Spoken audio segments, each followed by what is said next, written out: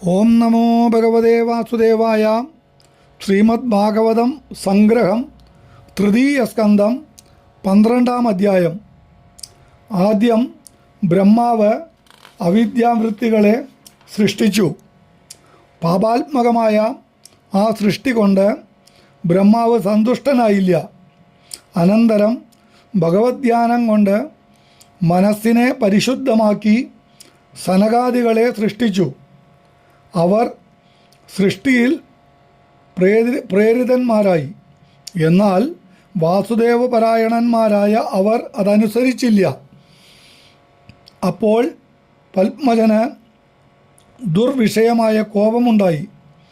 അതിൽ നിന്ന് രുദ്രൻ ജനിച്ചു. പിതാവിൻ്റെ ആജ്ഞയെ ശിരസാവഹിച്ചു. ശ്രീരുദ്രൻ സൃഷ്ടിയിൽ വ്യാപൃതനായി. രുദ്രസൃഷ്ടന്മാരായ ഭൂതപ്രേതാദികളെ കൊണ്ട് ബ്രഹ്മാവ് പരിഭ്രാന്തനായി സൃഷ്ടിയിൽ നിന്ന് വിരമിപ്പിച്ചു. അനന്തരം ഈശ്വരകരുണയാൽ ബ്രഹ്മാവിൽ നിന്ന് മരീചി, അത്രി, അങ്കിരസ്, പുലസ്ത്യൻ, പുലഹൻ, ക്രതു, ഭൃഗു, വസിഷ്ഠൻ, ദക്ഷൻ, ശ്രീനാരദൻ ഇപ്രകാരം 10 പുത്രന്മാർ ജനിച്ചു. വേദശാസ്ത്രാദികളും ബ്രഹ്മാവിൻ്റെ മുഖത്ത് നിന്ന് നിർഗളിച്ചു. ഇത്രയെല്ലാമായിട്ടും സൃഷ്ടി വേണ്ടത്ര വർദ്ധിക്കുന്നില്ലെന്ന് കണ്ടു. പിന്നെയും ഭഗവദ്ധ്യാനം ചെയ്തു. ഉടൻ ബ്രഹ്മാവിൻ്റെ ദേഹം 2ആയി തീർന്നു. ഒന്നിൽ നിന്ന് സ്വയംഭുവ മനുവും മറ്റേതിൽ നിന്ന് ശതരൂപയും ജനിച്ചു. മനുവിന് ശതരൂപയിൽ പ്രിയവ്രതൻ, ഉത്താനപാദൻ എന്ന 2 പുത്രന്മാരും ആകൂതി, ദേവഹൂതി, പ്രസൂതി എന്നീ 3 പുത്രിമാരും ഉണ്ടായി.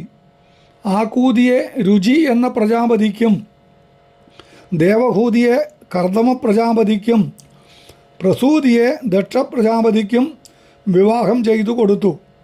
സൃഷ്ടി വേണ്ടത്ര വർദ്ധിച്ചത് അവരിൽ നിന്നാണ്. 13-ാം അധ്യായം. സ്വയംഭുവ മനു പിതാവിനാൽ സൃഷ്ടിയിൽ പ്രേരിതനായി. പക്ഷേ ഭൂമി പിന്നെയും സലിലത്തിൽ മുങ്ങിപ്പോയിരുന്നു. അതിനെ ഉദ്ധരിക്കാനായി പിതാവിനോട് മനു പ്രാർത്ഥിച്ചു. ബ്രഹ്മാവ് എന്തു ചെയ്യണമെന്നറിയാതെ പരിഭ്രാന്തനായി അഖിലലോകബന്ധുവായ ഭഗവാനെ തന്നെ മനസാ ശരണം പ്രാപിച്ചു. ഉടൻ അഖില ബ്രഹ്മാണ്ഡനായകനായ ഭഗവാൻ പത്മജൻ്റെ നാസാപുടത്തിൽ നിന്ന് ഒരു ചെറിയ വരാഹത്തിൻ്റെ രൂപത്തിൽ ആവിർഭവിച്ചു. ബ്രഹ്മാദികൾ നോക്കിക്കൊണ്ട് നിൽക്കുമ്പോൾ തന്നെ ക്ഷണമാത്രം കൊണ്ട് മഹാഗജം പോലെ വർദ്ധിച്ചു. ഇതെല്ലാം കണ്ടും ബ്രഹ്മാണ്ഡ കടാഹം ഭേദിക്കത്തക്കവണ്ണമുള്ള ഭയങ്കര ശബ്ദം കേട്ടും ഇത് സാക്ഷാൽ ഭഗവാൻ തന്നെ എന്നറിഞ്ഞ് പവിത്രങ്ങളായ സൂക്തങ്ങളെ കൊണ്ട് സ്തുതിച്ചു.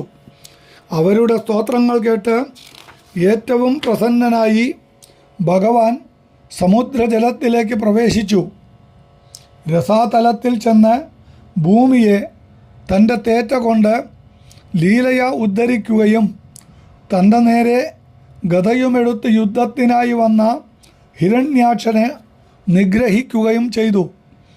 ഭൂമിയെ ഉദ്ധരിച്ചു കൊണ്ടുവരുന്ന ആ കരുണാമൂർത്തിയെ കണ്ട് ആനന്ദപരവശന്മാരായ ഋഷീശ്വരന്മാർ ബദ്ധാഞ്ജലികളായി സ്തുതിച്ചു.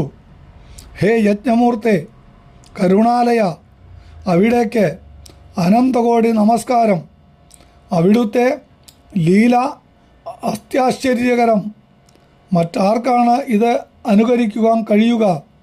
സർവാശ്ചര്യമയനായ നിന്തിരുവടിയിൽ ഇത് ആശ്ചര്യമല്ലാതാനും. ഇപ്രകാരമുള്ള സ്തോത്രങ്ങളാൽ തന്നെ തുതിക്കുന്ന ഋഷീശ്വരന്മാരെയും ബ്രഹ്മാവിനെയും ഭഗവാൻ കൃപാകടാക്ഷത്താൽ അനുഗ്രഹിക്കുകയും ഭൂമിയെ സ്വസ്ഥാനത്ത് സ്ഥാപിച്ച് മറഞ്ഞു പോവുകയും ചെയ്തു.